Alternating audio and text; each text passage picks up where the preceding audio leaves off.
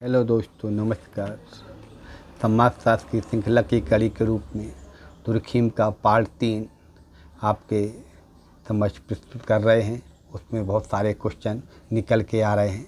सबसे पहले देखते हैं तुर्खीम की अगली कड़ी के रूप में कि तुर्खीम की प्रसिद्ध पुस्तक सोशल डिवीज़न ऑफ लेबर 2 भागों में बटी हुई है। प्रथम भाग में सामाजिक एकता का विश्लेषण किया गया है। दुर्खीम ने सामाजिक एकता को यांत्रिक एकता व शारीरिक एकता में बांटा है। दुर्खीम कहता है कि यांत्रिक एकता तब संभव होती है जब व्यक्ति का व्यक्तित्व सामूहिक व्यक्तित्व में विलीन हो जाता है और ये आदिकालीन समाजों में पाई जाती है। आगे देखते हैं, आदिकालीन समाजों में संगठन छोटे आकार के होते हैं और आवश्यकताएं इन्हीं गिनी होती हैं। प्रायः सभी सदस्यों की आवश्यकताएं समान होती हैं। इसमें दमनकारी कानून पाया जाता है। आगे देखते हैं शारीरिक एकता के बारे में। शारीरिक एकता तब उत्पन्न होती है जब प्रत्येक व्यक्ति के व्यक्तित्व अलग अलग मान हो जाते हैं।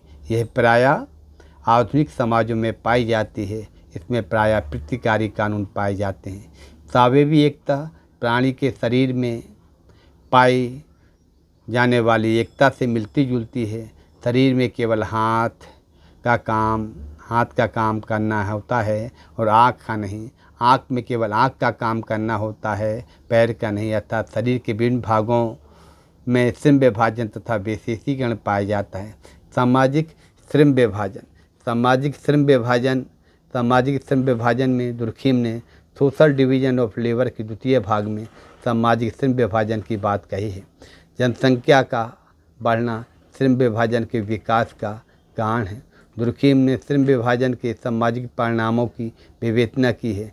श्रम विभाजन के कारण समाज में शारीरिक एकता पाई जाती है। श्रम का विशेषीकरण भी हुआ है। अगला है व्यक्तिवादी भावनाएं पनपी हैं। श्रम विभाजन का विशेषीकरण के कारण व्यक्तिगत गुण तथा व्यक्तिगत स्वतंत्रता का महत्व बढ़ गया है। इसने स्वार्थ समूहों तथा व्यावसायिक समूहों में विभाजित किया है। श्रम विभाजन एक गतिशील अवधारणा है। ऐसा कोई प्रमाण नहीं है कि भौतिक प्रकृति और सभ्यता ने मानव को अधिक सुखी बनाया है। बांस धर्म का सामाजिक सिद्धांत। दुर्खीम ने धर्म का सामाजिक सिद्धांत भी दिया है। दुर्खीम ने अपनी पुस्तक the elementary form of religious life में लिखा है कि धर्म की प्रकृति, उत्पत्ति, ज्ञान, प्रभाववादी के विषय में अत्यधिक विस्तृत तथा गहन अध्ययन किया है। दुर्खीम का अंतिम निष्कर्ष है कि समाज ही वास्तविक देवता है। दुर्खीम ने धर्म संबंधी अब तक के सभी सिद्धांतों का खंडन किया है। दुर्खीम ने Edward Tyler, Max Muller, Fraser आदि के द्वारा धर्म संबंधी विचारों का खंडन किया है। दुर्खीम का कहना है कि स्वर्ग का साम्राज्य एक महामानविक समाज है।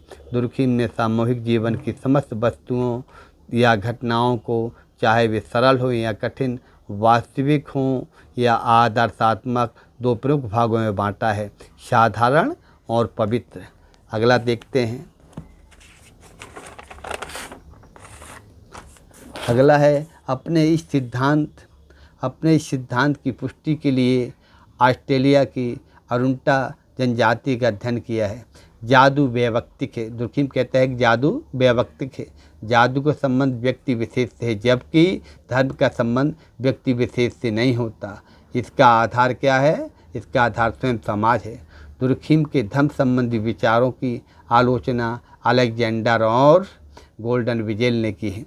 विसंगति की अवधारणा, द कॉन्सेप्ट ऑफ एनोमी, ये किसने दी है? ये भी दुर्खीम ने दी है। विसंगति, एनोमी की अवधारणा दुर्खीम ने दी है। वैसे इस अवधारणा को हीगल की कृतियों में देखने को मिलता है।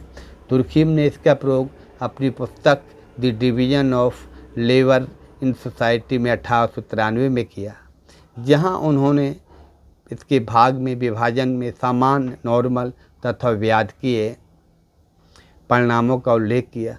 दुर्खीम के सामाजिक तथ्य की आलोचना सोरोकिन, हैरी एलमन, बांस एवं रेमंड एरन ने की है। दुर्खीम के सामाजिक प्रतिनिधित्व सिद्धांत की आलोचना टार्डे ने की है।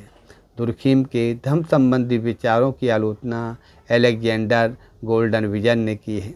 दुर्खीम ने पावन अपावन विश्वास बताया है। हार्वर्ड वेकर ने पावन समाज अपावन समाज बताया है। टोटम शब्द का सर्वप्रथम प्रयोग किसने किया? जे लॉन्ग ने किया है।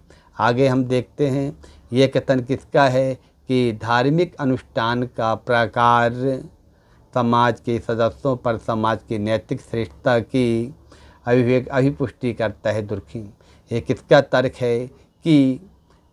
तर्क है कि पद्धतिकीय रूप से सामाजिक तथ्यों के साथ वस्तुओं की तरह व्यवहार किया जा सकता है। दुर्खीम ने आत्महत्याओं को निम्नलिखित में से क्या माना है? समान। आगे देखते हैं दुर्खीम ने अपनी सुप्रसिद्ध thesis the division of labour in society किस सन में लिखी? 1893 में। कौन सी सामाजिक तथ्य की विशेषता नहीं है? व्यवस्था। दुर्खीम ने प्रकारवाद की नींव निम्न में से किस प्रकार रखी? तथ्यों के मध्य कारणात्मक संबंधों के आधार पर। आगे हम देखते हैं कि दुर्खीम ने आत्महत्या को किस प्रकार की घटना माना है? व्यक्तिगत। पश्चिमी देशों में व्यक्तिवादता में बढ़ोतरी के पश्चात व्यक्ति निजी सुखों और स्वार्थों को इतना महत्व देने लगते हैं जिससे पारस्परिक त्याग, प्रेम, सहानुभूति गुण समाप्त होने लगते हैं। ये दुर्खीम के अनुसार किस प्रकार की आत्महत्या है? अहमवादी आत्महत्या। परार्थवादी आत्महत्या की विशेषता क्या है? एकीकरण में अधिकता।